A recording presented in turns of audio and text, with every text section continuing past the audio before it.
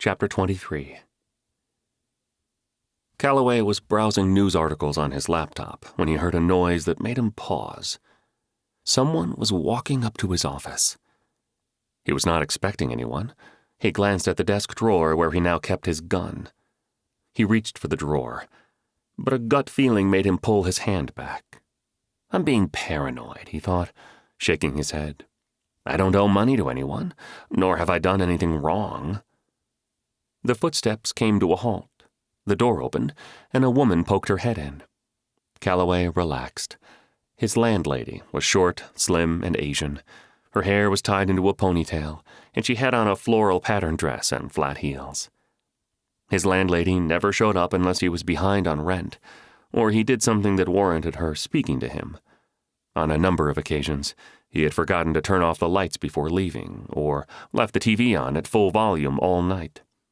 Once during the winter, he did not shut the door properly, and strong winds blew it open.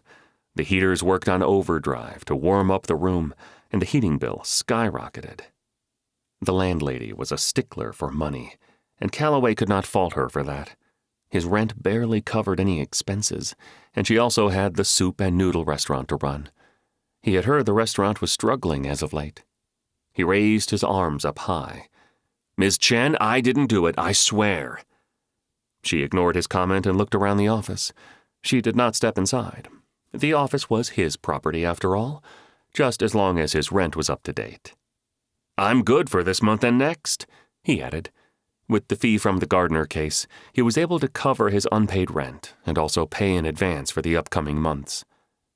"I'm not here about that," she said with a wave of her hand. Her eyes narrowed. "What happened to your face?" "It's not important." "You look like a guy who got beat up by a woman." "Not a woman, but her husband," he said, correcting her. "You look like a sad pig," Ms. Chen said before she burst out laughing. He sighed. "I better get used to the jokes until my face heals," he thought. "What can I do for you, Ms. Chen?" She turned serious again. "There is a lady in the restaurant who wants to talk to you." "Why doesn't she come to my office? I'm right upstairs." "She can't." "Why not?" "You'll see for yourself." She turned around and descended the metal stairs. What the hell just happened, he thought. He locked his office and went down to the restaurant.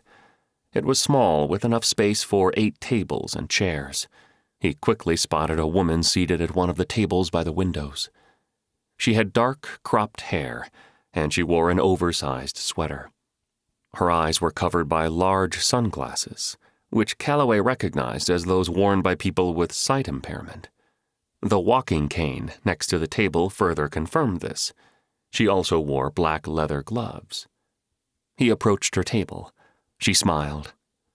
"You're Lee Callaway, right?" she said. "How'd you know?" he asked, surprised. "When I asked the lady for you, I heard her leave the restaurant. The door chimes whenever someone enters and leaves. The lady's shoes also make a very distinctive sound when they hit the floor, so I could tell when she was back. Right after that, I heard the door chime again, along with footsteps approaching me, so I can only assume you are Lee Callaway." The smile did not fade from her face. "Amazing," he said. "Do you mind if I sit down?" "Please do," she replied. "It would make for an awkward conversation if I'm sitting and you're standing." He pulled up a chair. He was almost grateful she could not see the heavy bandage covering his nose. "What can I do for you, Ms. L. Pearson? But please, call me L." "Okay. What can I do for you, L?" "I need your help finding my sister."